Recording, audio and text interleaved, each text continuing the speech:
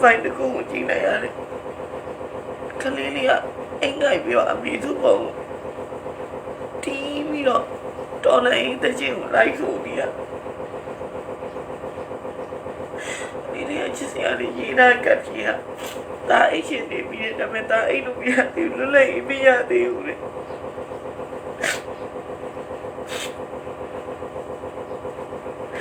ရစတာမေးကတော့ပြည်သူတွေကိုရစတာမေးကတော့ပြည်သူတွေကိုတောင်းမှမာလေတော်လေးလုံးနေတဲ့သူတွေကိုပြောပြသည်ကလေးလေးတွေကိုမခေါ်လာကြပါနဲ့ကလေးတွေကိုအိမ်မှာအန်ဒီကရောက်လို့သိကြတယ်သူတွေတားခဲ့ကြပါโอ้ကိုကြီးကလူစိတ်ကြီးတာပေါ့ဘူးသူတို့တွေကကလေးကိုကလေးမသိတာပေါ့ဘူးကလေးကသူတို့ခေါင်းထဲမှာမရှိဘူးကလေးလည်းပြတ်တတ်ပါ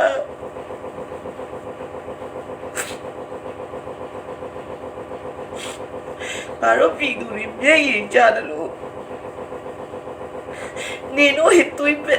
မျက်ရည်မကျပါသေးတဲ့လို့ပဲကသူတောင်းနေသေးလားဘာလို့ပြည်သူတွေမျက်ရည်ကျလို့နေတော့သွေးမျက်ရည်မကျပါသေးတယ်လို့ပဲကသူတောင်းနေအဲ့ဗီဒီယိုလေးကိုကြည့်ပြီးငါသိအောင်ကိုနေတာ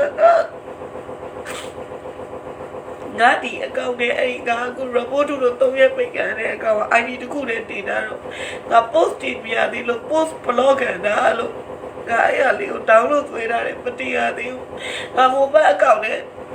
အခုချိန်ဒီပို့လို့မရသေးဘူးပိတ်ခံတာတယ်3ရက်လောက်ကြာမှငါပြန်ပို့လို့ရတော့ပါကလေးလေးအိမ်ကြိုက်ပြီးတော့အမေတို့ပုံတီးပြီးတော့အရေးတော့ပုံတဲ့လိုက်ဆိုနေရကတော့ပြည်သူတွေမျက်ရည်ကျလို့ဒီတော့သွေးမျက်မကျပါသေးနဲ့ကတော့ပြည်သူတွေကလေးလည်းမတရားဘူးကိုကြီးလည်းမတရားဘူးလူကြီးလည်းမတရားဘူးလူငယ်လည်းမတရားဘူးကတော့ရွယ်လူလက်ပိုင်းတွေလည်းမတရားဘူးကျောင်းသားတွေလည်းမတရားဘူး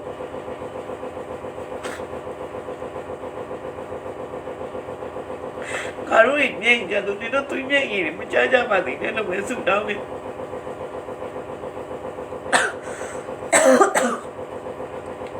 ကလေးတွေမခေါ်လာကြပါနဲ့တောင်းပန်ပါတယ်တော်လေးမကလေးတွေမခေါ်လာကြပါနဲ့ကလေးတွေကိုအိမ်မှာထားခဲ့ကြပါကလေးတွေကိုစိတ်ချရတဲ့သူတွေအိမ်မှာထားခဲ့ကြပါအဲ့ဒီကောင်တွေကကိုယ်သိပေါက်နေကြတာလူသိရှိကြတာမဟုတ်ဘူးအဲ့ကောင်တွေကကိုယ်သိပေါက်နေကြတာကလေးလည်းသူသိမှာမဟုတ်ကလေးလည်းသူတို့ကလုံးချင်လုံးပါကလေးလေးအိမ်ကောင်တွေကချစ်ဖို့တော့ကောင်းတယ်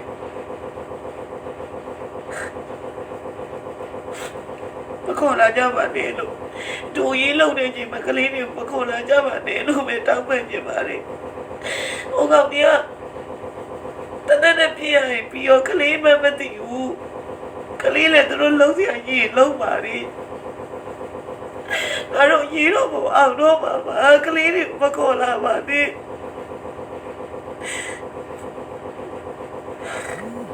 လေလည်းမပြည့်နေတဲ့မီလိုဖိုင်ကိုကြည့်ပြီးတော့လေငါတော်မိုးနေနေသီးလားငါတို့ပြည်သူတွေအသက်ငါတို့ပြည်သူတွေပနေရောအသက်တက်သေးပြအောင်မဒီတို့အာဏာရဖို့နဲ့ဒီတို့ယူနေတဲ့ဒီတို့ရဲ့အာဏာတို့ငါတို့ပြည်သူတွေအသက်တွေပနေရောတက်သေးပြအောင်ပါလေငါတို့ပြည်သူတွေရဲ့သွေးကြောင့်တွေပနေရောတက်ပြအောင်ပါလေငါတို့ပြည်သူတွေရဲ့မျက်ရည်တွေပနေရောတက်ကြအောင်ပါလေ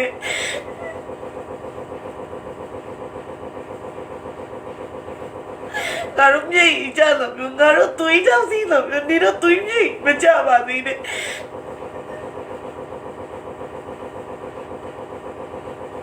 နေတော့မွေးကြတဲ့အသေးလေးမွေးလာကြပါလိနေတော့မွေးကြတဲ့အသေးလေးမွေးလာကြ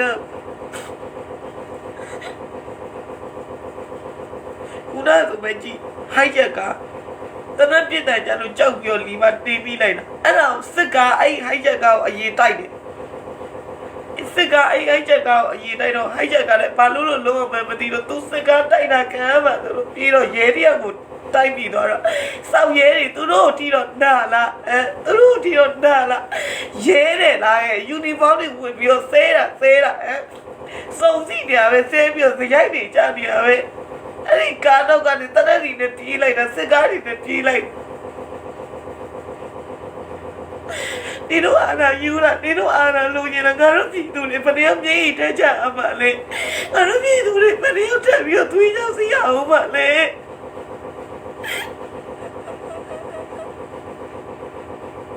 အဲ့ဒီလိုပါဦးကြည့်ဘလို့မစင်မပြေတော့ကလေးလေးအိမ်ကိုင်ကြီးတနာဖို့တော့ကောင်းတယ်တောင်းဝက်ပါတယ်လူကြီးတွေကလေးလေးကိုမခေါ်လာပါနဲ့တော့သူတို့ကကလေးမသိဘူးကလေးလည်းသူတို့ပြည့်စရာရှိပြည့်ပါတယ်တတ်စရာရှိတတ်ပါတယ်သူတို့စိတ်ထဲမှာလူစိတ်မရှိဘူးသူတို့တာသမီးတွေသူတို့ပြည့်သူတို့ပြည့်လားသူတို့တာသမီးတွေသူတို့ဘေးတွေသူတို့ပြည့်သူတို့ပြည့်လားအထက်ကမိန်တို့လာမပြောနဲ့နီတို့ကိုယ်ရအောင်ရုပ်ပါပြီးတော့အောက်တန်းကြနေတာအထက်ကမိန်တို့လာမပြောနဲ့နီတို့လည်းမတနက်ခိုင်တာပုံလားအဲ့နီတို့ရဲ့တနက်နဲ့နီတို့မတရားခိုင်းနေတယ်နီတို့အဘမေး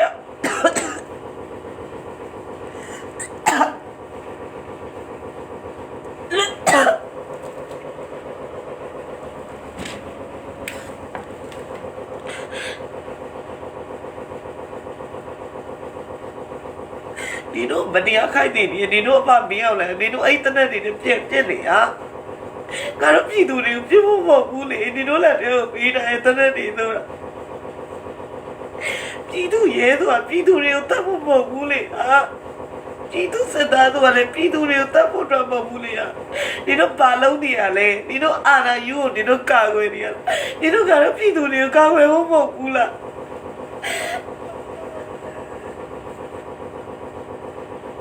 ဘယ်တလျက်ကလေးလေးတယောက်ကိုစစ်ကားပေါ်ကနေပြီးလောက်လေးကနေပြစ်သွားတယ်တဲ့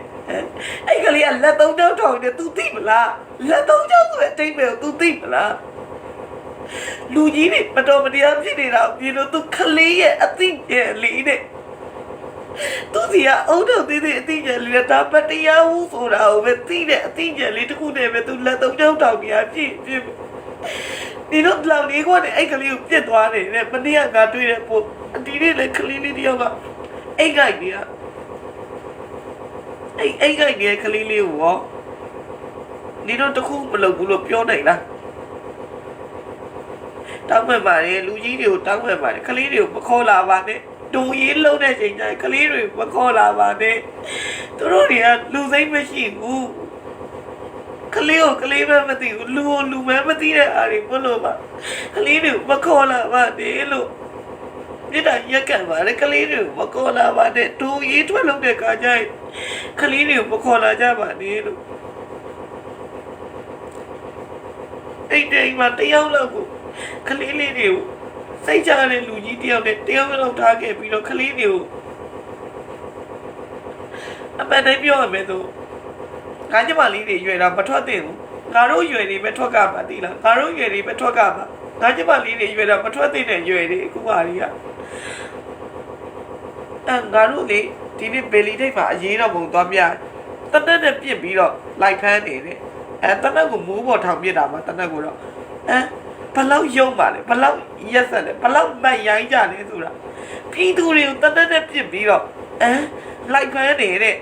အတဲ့တော့မပြဘူးမိုးပေါ်ထောင်ပြစ်ပြီးတော့ဖမ်းနေတယ်ငါတို့ပြေးလိုက်ရတာခွေးတွေလိုက်ဆွဲလို့အသက်လူပြီးပြေးလိုက်ရတာဆိုတာကံကောင်းတဲ့ဖုန်းတော့ပျောက်တော့မလို့ဖုန်းပျောက်သွားတော့ငါမှလက်တော့လက်သွားဟာဒုက္ခပဲငါဖုန်းပျောက်သွားပြီလားမသိဘူးဆိုပြီးတော့အမေရိကန်ဖုန်းကငါတို့အခုပြေးဝင်လိုက်တဲ့ဆိုင်ထဲမှာဖုန်းကြီးကိုချရာကိုဘာကိုပြတ်တတ်နေမိနေတာမသိလိုက်ဘူးကံကောင်းသွားတာကိုဖုန်းကိုချရာနဲ့ကိုပြတ်တတ်နေမိတာလို့အဲ့ဒါမျိုးကိုဖုန်းပဲသိလို့ငါဖုန်းကပြတ်တတ်နေမိတာပါဆိုပြီးတော့ငါကိုဖုန်းပဲသိလို့ကိုပြန်စင်ပြေသွားတာဖုန်းပြန်ရသွားတာဖုန်းတစ်လုံးကပတ်စံရှိရင်ပြန်ဝင်လို့ရတယ်ဒါပေမဲ့ကိုတက်တွေကပြန်လုပ်လို့မရဘူးအခုချိန်မှာစိတ်ကတ်တွေလည်းတွားလျှောက်လို့မရဘူးဒီချိန်ဖုန်းပြောက်သွားရင်တွားပြီလူကကံကောင်းလို့သိလားမလုံးကြပါနဲ့တော့ဟာတောင်းမဲ့ပါတယ်ဒီတို့တွေပြည်သူတွေဘက်ကိုပြန်လာပါတော့ နေတို့တွေကိုနေတို့အထက်မဲ့ရနေတို့လုံနေရတဲ့သူတွေနေတို့ပြည်သူတွေဘက်ကိုပြန်လာပါနေတို့အဲ့လိုမျိုးပြည်သူတွေဘက်ကိုပြန်လာလို့နေတို့ဘာနေတို့တခုလုံးပဲငါတို့ပြည်သူတွေနေတို့ကိုကာဝယ်ပေးပါပါငါတို့ပြည်သူတွေနေတို့ကိုကာဝယ်ပေးပါပါပြန်လာခဲ့ပါငါတို့ပြည်သူတွေဘက်ကို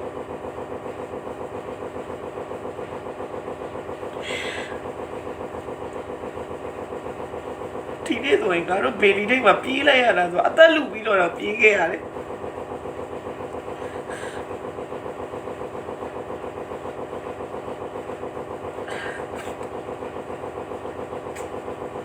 အဲ့ကြလေ9000စားပြီးဟိုခိုင်းပြီးတော့ငါတို့ဒေါသထွက်ပြီးတော့ထွက်လာမလားဆိုရဲစိတ်နဲ့အရှိမလာပြီးတော့လီးပဲတဲ့အကုန်လုံးထွက်လာခဲ့တယ်တယောက်ချင်းစီထွက်လာခဲ့ဆိုပဲငါတို့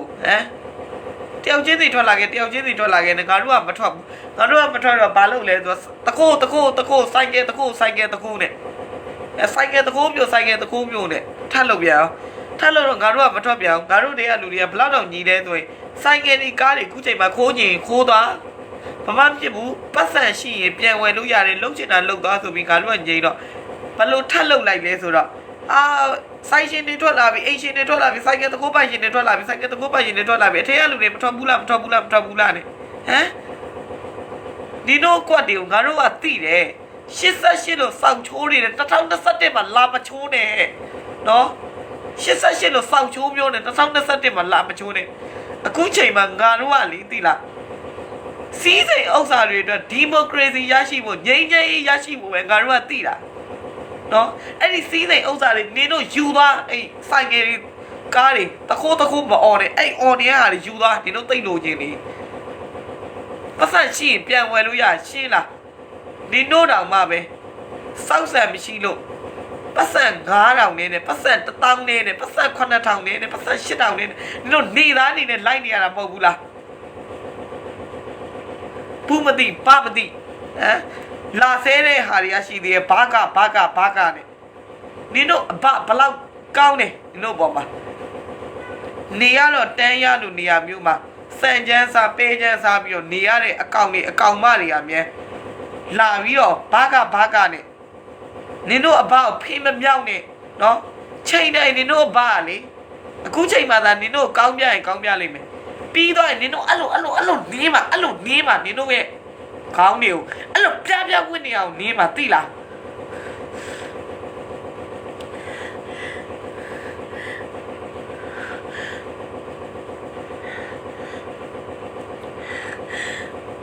နင်တို့လေအဲ့လိုနေးမှာနင်တို့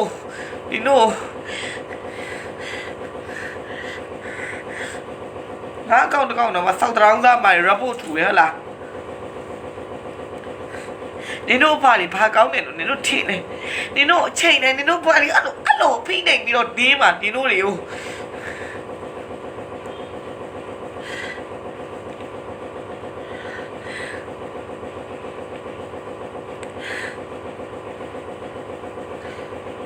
ပြေးလိုက်ရတာငါတို့ပြည်သူတွေကတခိုးလို့ပြောလဲမထွက်ဘူးလီလာလို့ပြောပြီးရန်စားတော့လည်းမထွက်ဘူးဆိုင်ရှင်တွေထွက်လာပြီထဲရလူတွေမထွက်ဘူးလားဆိုပြီးမသိရင်ကွာဟိုပိုင်ရှင်တွေကပဲထွက်လာပြီးတော့အထက်ကလူတွေထွက်ပေးကြပါဦးကျွန်တော်ဆိုင်ငယ်ကိုလိုက်လုပ်ပေးကြပါဦးကျွန်တော်ဆိုင်ငယ်ကိုလိုက်လုပ်ပေးကြပါဦးနဲ့လောက်တော့လဲငါတို့ကအကွက်ထဲမဝင်ဘူးဆိုတော့ဖေလုံးမတွေမိုးပေါ်တနက်နဲ့ပြစ်တယ်ဖေလုံးမတွေအဲ့လိုဘလုံးမဘဲအကွက်မတွေလုံးပြပပတွေဖေလုံးမကတော့ဆဲပြီအားလုံးတောင်းမှန်ပါတယ်ဒီ live ကိုလည်းမဖြတ်ချပါနဲ့ဒီအကောင့်လည်း report မတူပါနဲ့တောင်းမှန်ပါတယ်ဒီ Facebook ကိုလုံနေတဲ့ CEO တွေကိုလည်းတောင်းမှန်ပါတယ်မထုပါနဲ့ဒီအကောင့်နဲ့ report သူတို့ဝိုင်းထုရင်လည်းမထုပါနဲ့အောက်လုံးတွေသုံးနေတာမဟုတ်ပါဘူးဒီမိုကရေစီရဖို့အတွက်ငြိမ်းချမ်းဖို့အတွက်လုံနေတာအောက်လုံးသုံးနေတာမဟုတ်ဘူးအဲ့လိုလည်းမရိုင်းတတ်ပါဘူး Say no to dictatorship all over the world နော်ကဘာတကွေမှာအဲ့အာဏာရှင်စနစ်ကိုလူတိုင်းယုံနေငါတို့ကအာဏာရှင်စနစ်ကိုပြုတ်ချနေတာမတရားမှုတွေပြုတ်ချနေတာအနီးအစိတ်အဝအပြဆိုတဲ့အကြောင်းပြဿနာတွေမဟုတ်ဘူးကသိလားငါဆိုရင်လေအဝပါတီကိုမဲပေးထားတာငါမဲပေးထားဥဒ္ဒရာရွှေမဲပါတီကိုမဲပေးထားတာငါမဲပေးခဲ့တာ UBP ပြည်ထောင်စုကောင်းကျိုးဆောင်ပါတီအဝပါတီကိုမဲပေးထားတာနော်အဲ့ဒါမဲ့ငါထွက်တယ် ငါပြည်တော်စုကောင်းကျိုးဆောင်ပါတီဥတူရရွှေမန်းရဲ့ပါတီကိုငါမဲပေးထားတာ UBP အဝါပါတီကိုငါမဲပေးထားတာအေးဒါပေမဲ့ငါအမှန်တရားအတွက်တော်လှန်ရေးမှာဝင်တယ်ငါအမှန်တရားအတွက်တိုက်ပွဲဝင်တိုက်တယ်ပိတ်နေတဲ့မျက်လုံးတွေနဲ့ပိတ်နေတဲ့နားတွေနည်းနည်းလေးပဲဆွကြည့်ပဲပိတ်နေတဲ့မျက်လုံးတွေနဲ့ပိတ်နေတဲ့နားတွေနည်းနည်းလေးပဲဆွကြည့်ပဲအမှန်တရားဆိုတာတွေကိုနည်းနည်းလေးပဲဆွကြည့်ပဲ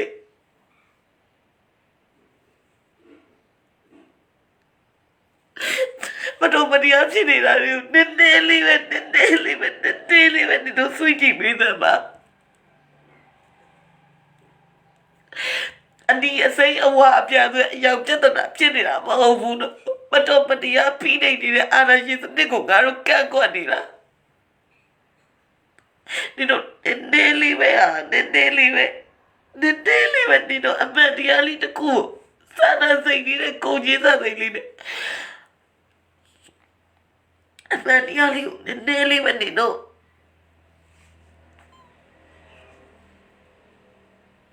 ငါတို့ပြည်သူတွေရဲ့မျက်ရည်တွေဘယ်နဲ့စတတ်ကြအောင်ပါလဲငါတို့ပြည်သူတွေရဲ့သွေးတွေဘယ်လောက်တက်စီရအောင်ပါလဲချောင်းလိုမျိုးရှင်းစရှိလို့ယူနေ2021မှာလာမချိုးပါနဲ့ဟာဆိုရမီဒီယာကပါဒီတို့တပိုင်းဆိုတွေတွေ့နေပါပြီဟာဒီတို့ရက်တက်လိုက်ကြပါတော့ဟာဒီတို့အာရရအောင်နဲ့ဒီတို့အာရယူနေတာငါတို့ပြည်သူတွေရဲ့တက်ကိုပတယောက်တက်ပြီးငါတို့ပြည်သူတွေရဲ့မျက်ရည်တွေကိုပတယောက်ကိုတက်ချွေအောင်ပါလေဟာငါတို့ပြည်သူတွေသွေးကြောင်သိလို့ငါတို့ပြည်သူတွေမျက်ရည်ကျလို့နေတို့တွေသွေးမျက်ရည်ကျကြပါစေနည်းနည်းလေးပဲဒီတို့မျက်လုံးတွေပိတ်နေတဲ့မျက်လုံးတွေဒီတို့နားတွေပိတ်နေတဲ့နားတွေအမှန်တရားကိုနည်းနည်းလေးပဲကြည့်ပေးပါအမှန်တရားဆိုတာကိုနည်းနည်းလေးပဲကြည့်ပေးကြပါကိုကြီးစားစိတ်တွေနဲ့ရင်မထဲမှာထားပြီးတော့အမှန်တရားကိုမြင်အောင်လို့နည်းနည်းလေးပဲကြည့်ပေးပါနည်းနည်းလေးပါပဲနည်းနည်းလေးပဲကြည့်ခိုင်းတာပါအမှန်တရားကို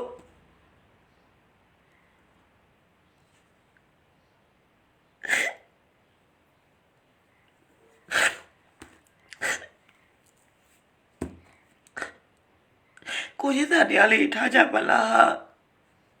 လူဆိုရင်အမှန်တရားကိုသိရတယ်ဟာပိတ်နေတဲ့မျက်လုံးတွေကတစ်ဖက်ဆောင်ပိတ်ပြီးတော့တစ်ဖက်ဆောင်တွေမတိုင်ကြနဲ့ဟာ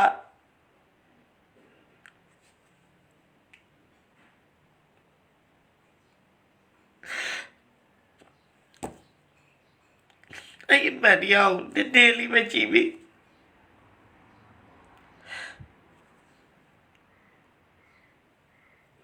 ကာရမစစ်တက်ကိုမုန်းတာမဟုတ်ဘူးဆေးရတာရှိကိုမုန်းတာဘာကြောင့်ဆေးရတာရှိကိုမုန်းတာလဲသိလား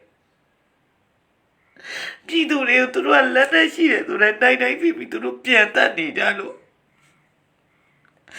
နေတို့ပေးတဲ့လက်သက်ဆိုတာငါတို့ပြည်သူတွေကိုကာဝယ်ဖို့ပါငါတို့ပြည်သူတွေအသက်ကိုပြန်တတ်ဖို့မဟုတ်ဘူးဒီတို့ပေးတဲ့လက်သက်တွေကငါတို့ပြည်သူတွေရဲ့အသက်ကိုကာဝယ်ဖို့ပေးတာငါတို့ပြည်သူတွေကိုသွေးချောင်းစီရငါတို့ပြည်သူတွေရဲ့မျက်ရည်တွေကျပြန်တတ်ဖို့မတရားဖိနေဖို့မဟုတ်ဘူး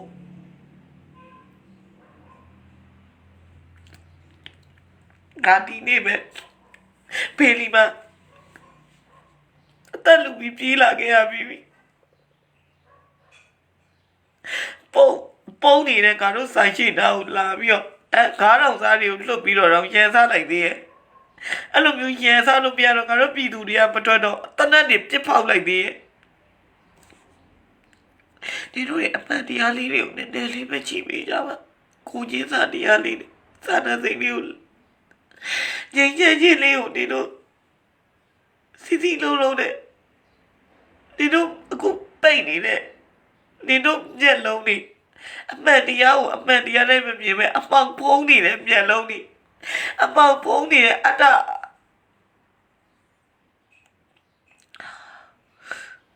ပေါင်ဖုံးနေတဲ့အတ္တအပေါင်မိုက်တွေကိုနည်းနည်းလေးဖယ်ပြီးတော့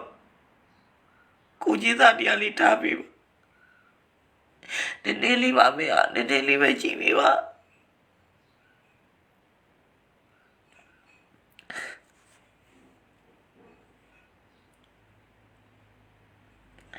အရွေးပြင်းရည်ကိုနည်းနည်းပဲပြတ်ကြည့်ပြီးပါ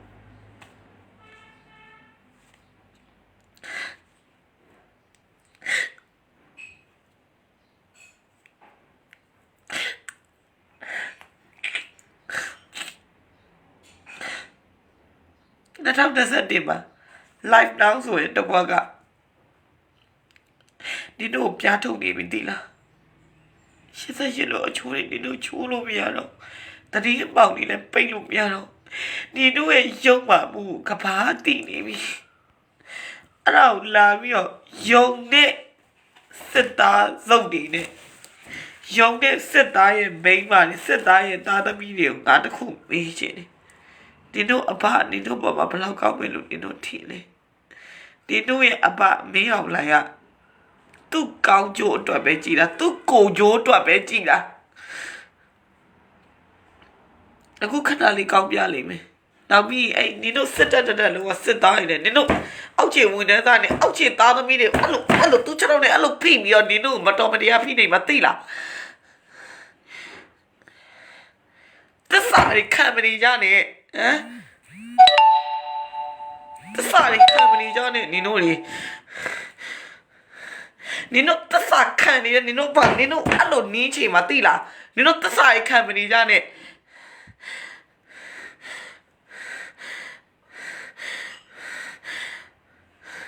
နင်တို့ခွေးနေလို့နင်းမှာနင်တို့အဲ့သစ္စာခံနေတဲ့ဟာတွေနင်တို့အဲ့လိုနင်းမှာနင်တို့အဘသူတို့ကောင်းကျိုးတော့ပဲသူတို့ကြည်တာသူတို့ကိုကျိုးတော့သူတို့ကအာနာသိမ့်တာသိလားသူတို့ကိုကျိုးတော့သူတို့အာနာယူတာစောက်ပိန်းနေပိန်းတော့နင်တို့အခုချိန်နေစောက်ပိန်းနေပိန်းမနေနဲ့နင်တို့မျက်လုံးနဲ့ဖွင့်အမှန်တရားတွေကိုလာကြည့်ငါတို့ပြည်သူတွေလမ်းပေါ်မှာအသက်တွေသိနေပြီသိလားငါတို့ပြည်သူတွေမျက်လုံးထဲမှာမျက်ရည်တွေကျနေပြီသိလား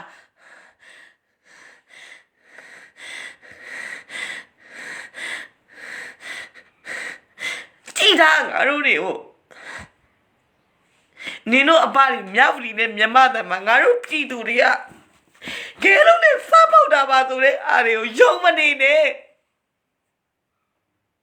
ငါတို့ပြည်သူတွေမှာနင်တို့ကဲလုံးနဲ့စားပေါက်ဖို့အတွက်လက်နက်တွေမပါဘူးလောင်လေးခွာတွေတော့မပါဘူးရန်ကုန်မှာဆိုပို့ဆိုးတယ်ရန်ကုန်မှာဆိုငါတို့မှလေဂီတာလေးတွေနဲ့စောင်းပုတ်လေးပဲပါတယ်အမိုက်လိုက်ကောအပိုက်လေးပဲပါတယ်ငါတို့ဆန္ဒပြဖို့စိုက်ပုတ်လေးပဲပါတယ်ငါတို့ဆန္ဒပြဖို့လော့စပီကာလေးပဲပါတယ်ငါတို့ပစ္စည်းတွေတဲပတ်ဆိုင်လေးပဲပါတယ်နင်တို့ရုံပါရင်ဒီလိုမျိုး live down ဆိုပြီးတော့လွှင့်ဖို့အတွက်ဖုန်းလေးပဲပါတယ်ဟာသိလား hijack ကောက်ပဲကြည့်hijack ကတနက်ဖောက်တန်ကြလို့ကြောက်ပြီးတော့လီပါစောက်နေမိတာအဲ့ဒါကိုစောက်တောင်စားစစ်ခွေးတွေကအဲ့ဒီ hijack ကိုတွားတိုက်တယ်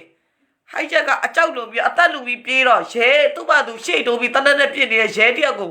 တိုက်မိသွားတာမတော်တဆလာမယ်နောက်ပြီးရဲတယောက်ကိုပြည်သူဘက်ကကားနဲ့တိုက်တတ်တယ်ဆိုပြီးမဟုတ်မမှန်သတင်းတွေနင်တို့လွှင့်မယ်နင်တို့စောက်လုံးတွေကန်းနေတော့နင်တို့စကားစပြီးတော့အဲ့ hijack ကိုလိုက်တိုက်တာမဟုတ်ဘူးလားနင်တို့စကားစပြီးအဲ့ hijack ကိုလိုက်တိုက်တာအဲ့ကြောင့်လို့ hijack ကသူ့စကားနဲ့အတိုက်ခံမှာဆိုလို့အကြောက်လုံပြီးတော့အသက်လူပြီးတော့လီပါစောက်နေပြီးပြေးတယ်ရဲတယောက်ကိုမတော်စားတိုက်မိသွားတာနင်တို့စောက်လုံးကန်းလားစောက်ပိန်းနေပိန်းမနေနဲ့အမြင်မှန်ကြည့်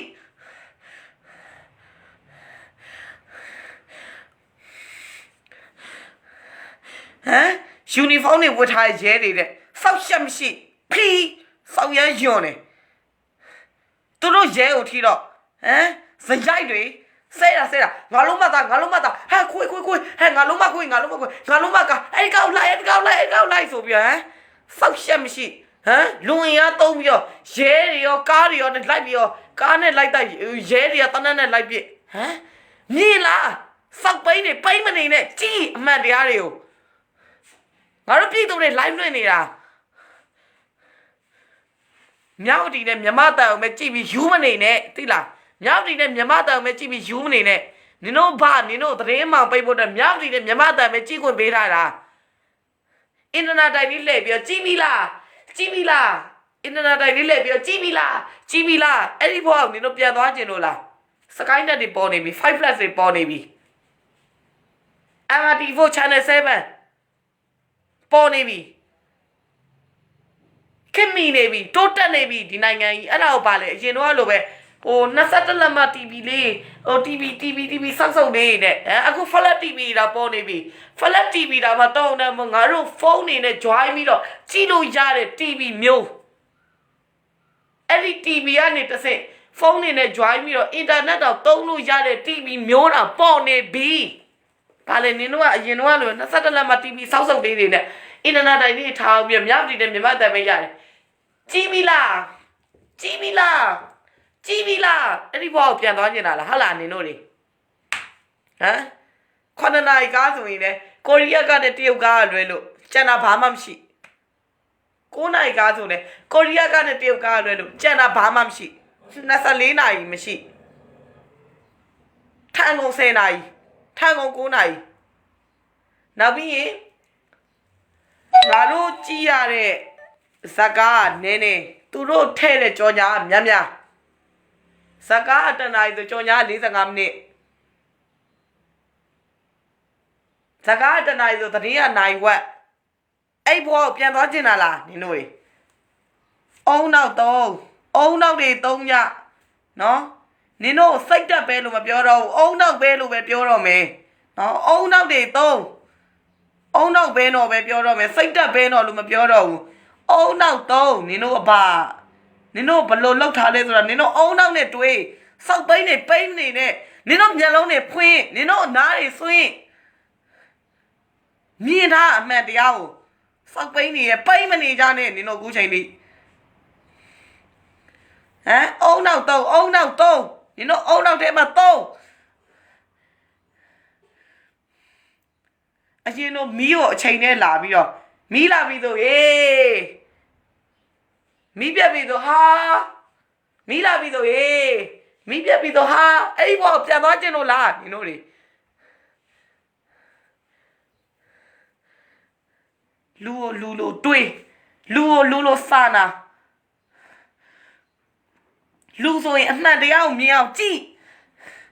Luso in payment in it.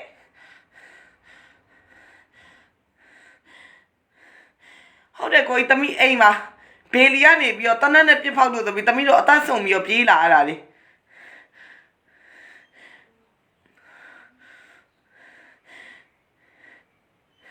Nino Lumola.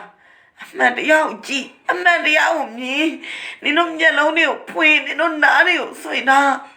No, never want Garupi do it, Tini Vidina.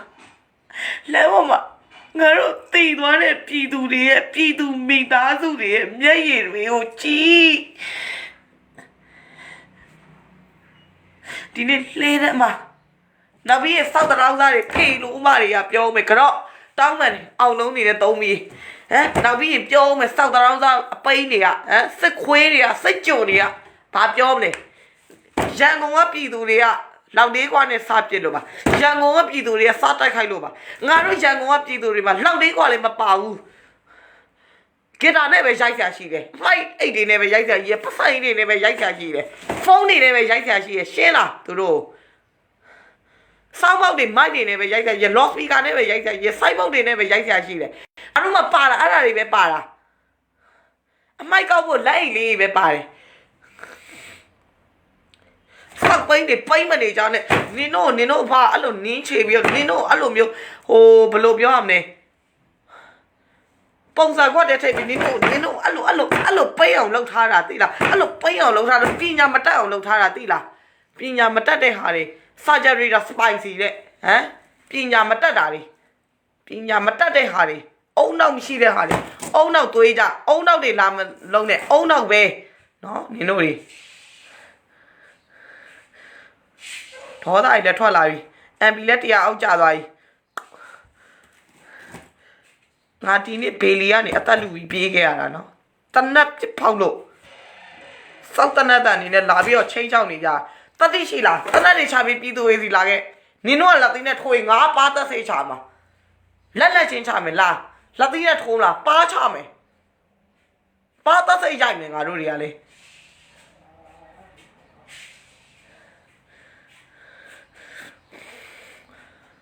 အားလုံးပဲရိုင်းသွားရင်တောင်းပန်ပါတယ်